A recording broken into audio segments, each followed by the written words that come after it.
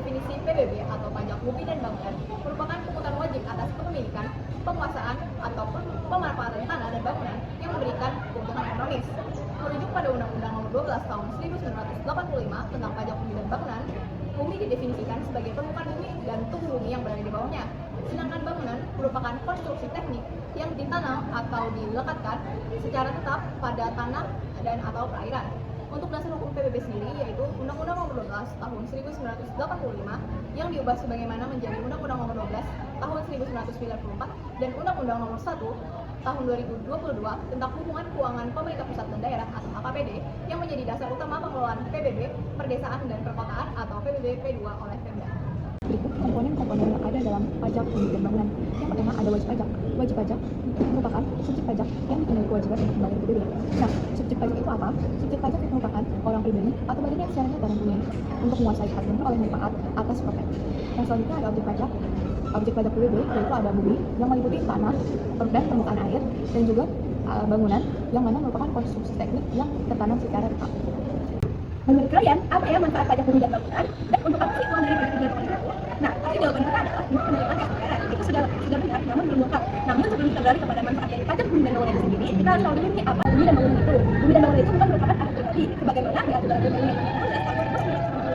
Bumi dan bangunan memberikan keuntungan dan atau memberikan kehidupan sosial ekonomi yang baik bagi siapapun yang menerima manfaatnya ataupun memperoleh manfaat dari bumi dan bangunan itu sendiri. Nah, dari tanah dan rumah, maka kita memperoleh keuntungan dari situ dan dari situlah negara berhak untuk memungut pajak. Nah, setelah kita membahas perihal apa itu bumi dan bangunan, maka kita dapat beralih ke manfaat dari pajak bumi dan bangunan itu sendiri. Manfaat pajak bumi dan bangunan yang pertama adalah sebagai sumber penerimaan bagi kas negara maupun daerah. Namun terkhusus PBB kedua yaitu PBB pedesaan dan perkotaan, sebagaimana diatur dalam Undang-Undang Nomor 1 Tahun 2022 tentang hubungan antara pemerintahan pusat dan pemerintahan daerah. PBB kedua kewenangannya dialihkan dari penerimaan kepada pusat menjadi penerimaan ke daerah. Jadi PBB kedua langsung masuk ke penerimaan daerah. Lalu manfaat yang kedua adalah sebagai sumber pendapatan asli daerah atau PAD, yang mana semakin rajin kita untuk membayar pajak bumi dan bangunan, maka semakin besar kemampuan daerah untuk memperbaiki infrastruktur maupun layanan publik dan sebagainya.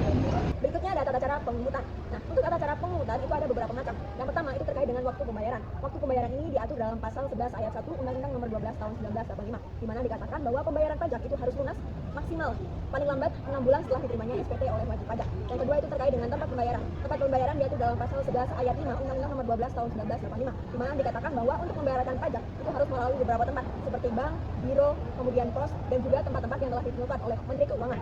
Yang ketiga itu terkait dengan sanksi. Nah, sanksi ini dikenakan bagi wajib pajak yang membayarkan pajak yang telah jatuh tempo ataupun tidak sesuai dengan semestinya. Maka untuk wajib pajak tersebut akan dikenakan sanksi sebesar 2% per bulannya.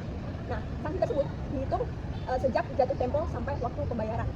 Mengenai sistem pemungutan dari PBB berdasarkan pasal 9 ayat 1 Undang-Undang Nomor 12 Tahun 1985, subjek pajak wajib untuk mendaftarkan objek pajaknya dengan mengisi surat pemberitahuan objek pajak, yang mana nantinya Direktur Jenderal Pajak akan menerbitkan surat pemberitahuan akan dengan SPT sebagaimana diatur dalam pasal 10 ayat 1 Undang-Undang Nomor 12 Tahun 1995. Lalu selanjutnya berdasarkan pasal 12 ayat 1 Undang-Undang Nomor 12 Tahun 1995, subjek pajak wajib untuk melunasi hutang pajaknya berdasarkan SPT selama-lambatnya 6 bulan sejak diterimanya surat pemberitahuan objek pajak berhutang oleh wajib pajak.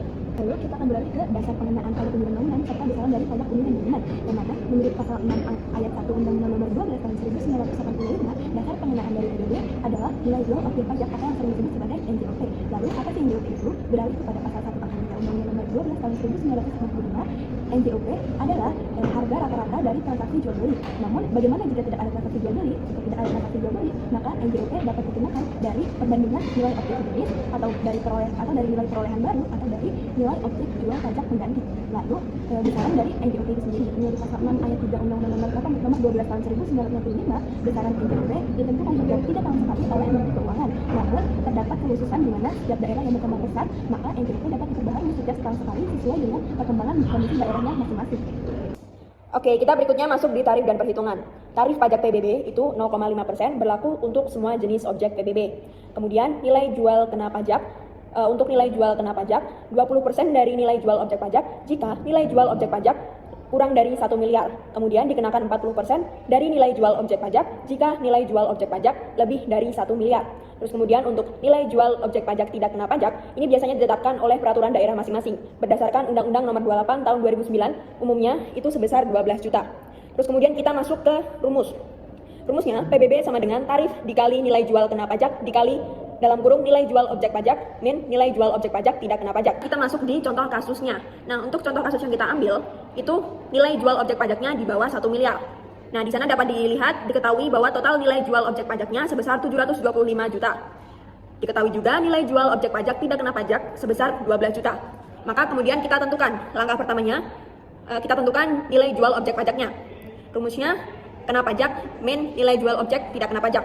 Maka nilai jual objek pajak sama dengan 725 juta min 12 juta sama dengan 713 juta. Kemudian untuk langkah kedua kita tentukan nilai jual kena pajaknya. Karena besaran nilai jual objek pajaknya kurang dari 1 miliar, maka untuk nilai jual kena pajaknya dikenakan sebesar 20%. Kemudian kita masuk ke perhitungannya. Untuk perhitungan PBB kita masuk ke rumus PBB sama dengan tarif dikali nilai jual kena pajak dikali nilai jual objek pajak min nilai jual objek pajak tak kena pajak. Berarti kita masuk PBB sama dengan 0,5 dikali 20% dikali 713 juta sama dengan 713.000.